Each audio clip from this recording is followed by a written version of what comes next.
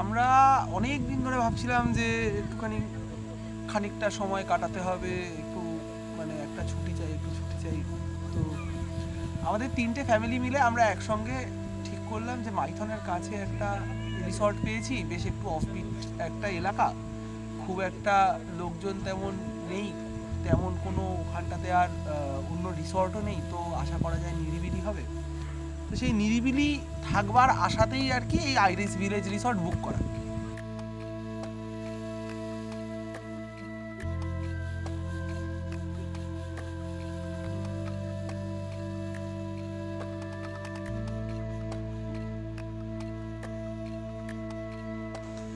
এখানে আসার জন্য ভোর 4টার সময় ঘুম থেকে ওঠা, তারপর সূর্যের গাড়িতে বসে পড়া। আমরা রবিবার দিন খুব সকাল সকাল সূর্যর বাড়ির উদ্দেশ্যে রওনা দিয়েছিলাম কলকাতা থেকে।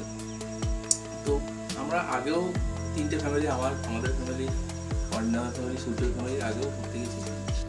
সোজা মাইথন ড্যাম, মাইথনে সময় কাটানো, তারপর শুরু হয় এখানে আসার যাত্রা। সেই যাত্রাটা আমি ভুলবো না, কারণ গুগল হার মেনে গেছিল তার এক্সাক্ট রাস্তা দেখাতে। यहाँ पर एक रिसोर्ट है सामने एकदम, मतलब वो जो डैम है, डैम के किनारे कोई रिसोर्ट है सामने जाकर? तालबेड़िया यहाँ से जा सकते हैं, तालबेड़िया। तो ये यू टर्न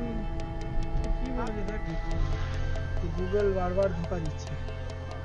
আর আমাদের একটি ছোট্ট সদস্য সূর্যর ছেলে, এবার সেও আমাদের সঙ্গে যুক্ত হয়েছে।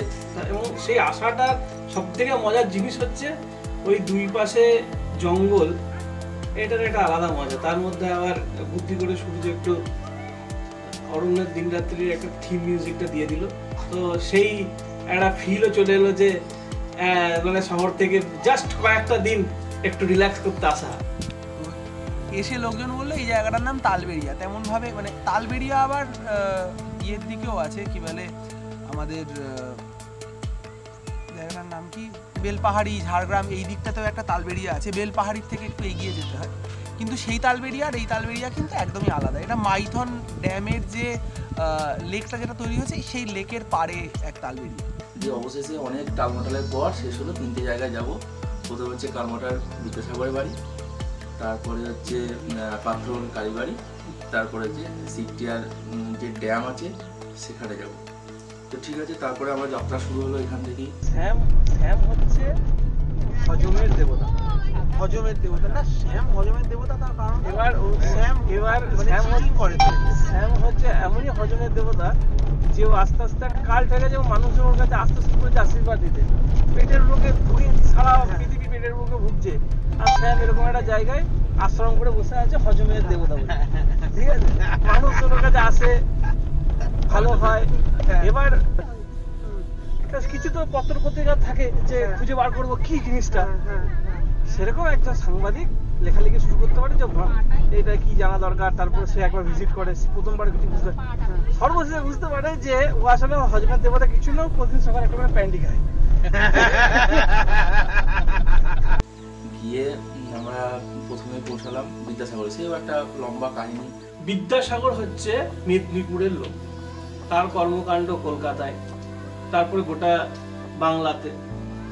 সেই মানুষটা চলে আসছে ঝাড়খণ্ডে, এবং ঝাড়খণ্ডের লোকজন বুক পেতে তাকে আগলে রাখছে। তার জন্য একটা ঘর হচ্ছে, হ্যাঁ, সেখানে আদিবাসী ভাই বোনদের বাচ্চাদের পড়াচ্ছে এবং শেষ জীবনটা ওখানে কাটাচ্ছে।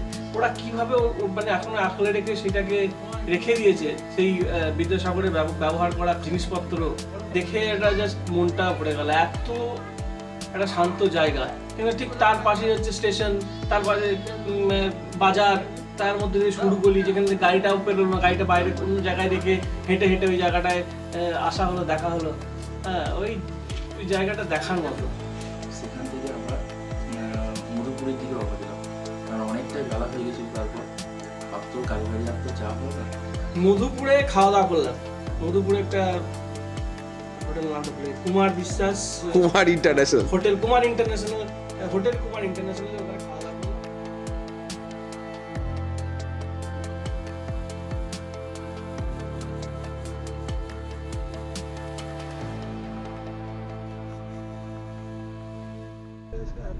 গাড়ি নিয়ে ঘোরা। ভাই দেখ ভাই, খেজুর গাছ আর ইয়ে করেছে, যাবি এক গ্লাস করে খেয়ে আসবি।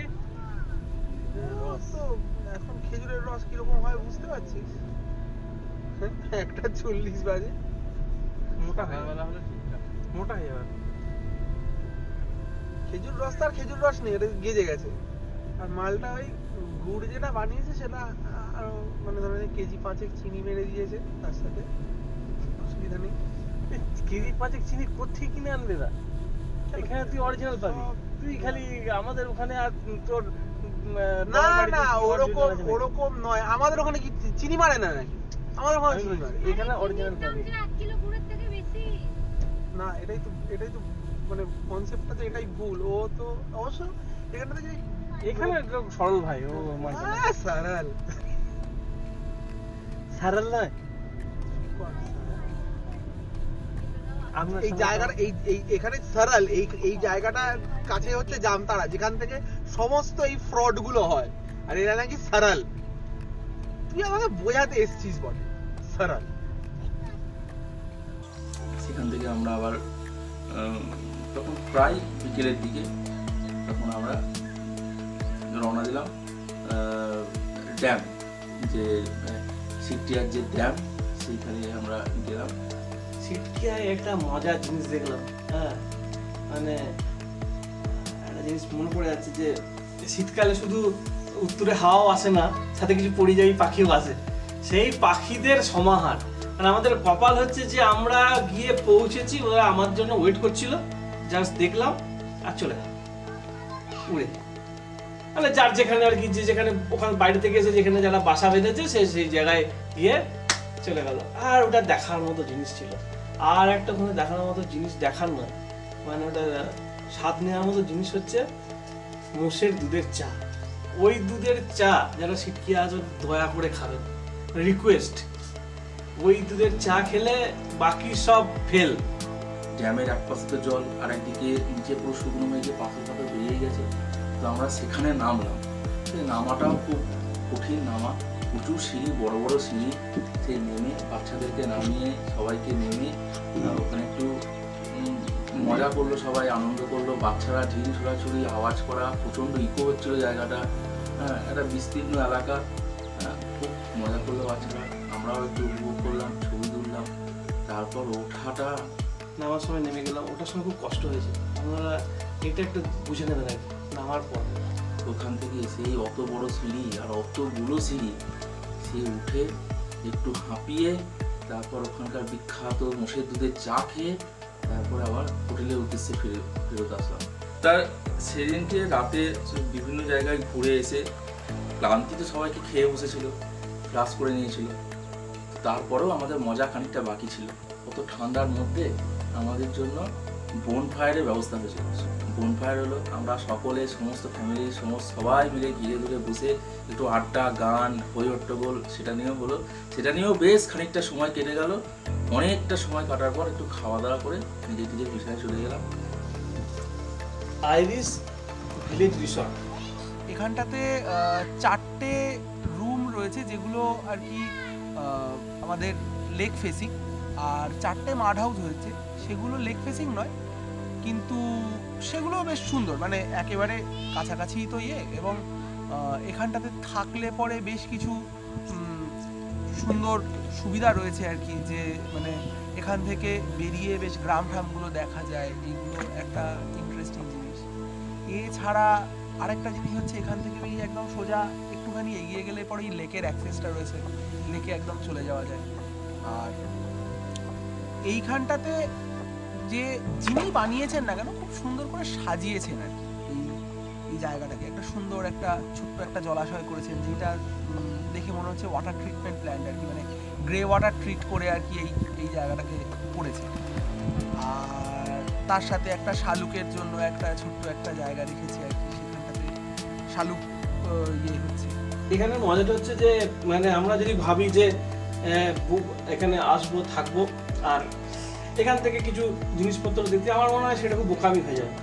মজাটা হচ্ছে এটাই যে এখানে থাকতে হবে, ফিল করতে হবে এই প্রাকৃতিক জিনিসগুলো। এইটা হচ্ছে এখানকার মজা। এলে পরে যেটা হয় আর কি, মানে ঘুরতে এলে পরে যে জিনিসটা হয় আমরা ভেবেছিলাম যে একটু বেশ খাওয়া দাওয়া করবো, এই করবো সেই করবো, কিন্তু মানে যেটা ভাগ্যে নেই সেটা তো নেই, কিছু করার নেই। আমারও একটা প্রচণ্ড পরিমাণে সমস্যা হলো, হয়ে আর কি সারাক্ষণ রুগীর খাবারই খেয়ে গেলাম আর কি, ওই মানে মুড়ি ঠুড়ি খেয়ে গেলাম। এনারাও খুবই মানে কোঅপারেটিভ, আমরা মুড়ি খাবো শুনে আর কি আলাদা করে আবার মানে এখান থেকে বাজার অনেক দূর, তারপরে ওনারা আর কি এই জিনিসপত্রগুলো করে দিলেন। হ্যাঁ, বাট স্টিল যেইটুকু যা খাওয়া দাওয়া করেছি, এদের এখানের খাওয়া দাওয়া আমার খুব ভালোই লেগেছে। আর রাত্রেবেলা এর একটা দারুণ মজা হচ্ছে, দূরে দূরে ছোট্ট ছোট্ট কোথাও কোথাও একটা লাইট জ্বলছে, কারো হয়তো একটা বাড়ি তো নয়, একটা কোনো পোলে দূরে কোথাও, এখানে সামনে একটা ইটভাটা আছে, ওখানে একটা ছোট্ট লাইটের মতো জ্বলছে বা আগুন জ্বলছে। হ্যাঁ, আর ওই যে দূরে ডেপ গেট হচ্ছে মানে এখান থেকে একটা অদ্ভুত একটা পরিবেশ তৈরি হচ্ছে। আপনাদের জন্য দুটো জিনিস বলার, এক নম্বর হচ্ছে যে এই এলাকায় যদি আসেন, প্রথম কথা হচ্ছে যে এখানটাতে আসার সময় একটুখানি গুগল ম্যাপের সঙ্গে বাদবাকি লোকজনকেও একটু জিজ্ঞাসা করে আসবেন, কারণ না হলে হারিয়ে যাওয়াটা মানে রাস্তা ভুল করাটা খুবই সহজ। আর খাওয়া দাওয়ার ব্যাপারটা কিন্তু এইটুকু মাথায় রাখবেন যে এখান থেকে বেরিয়ে কিন্তু তেমন কোনো কিছু পাবেন না, তো আপনাদের যদি কোনো কিছু আনার থাকে সেক্ষেত্রে সেগুলো কিন্তু নিয়ে আসবেন, কারণ বেরোলে পরে কিন্তু অনেকটা দূরে বাজার। মানে যদি আসেন এটাই বলবো যে একটা প্রকৃতির মধ্যে থাকা আর ওই যানজট দূষণ ওইগুলোর থেকে ফ্রেশ অক্সিজেন নিয়ে আয়ু বাড়িয়ে আবার বাড়ি ফিরে যাওয়া, বা সেইটুকু।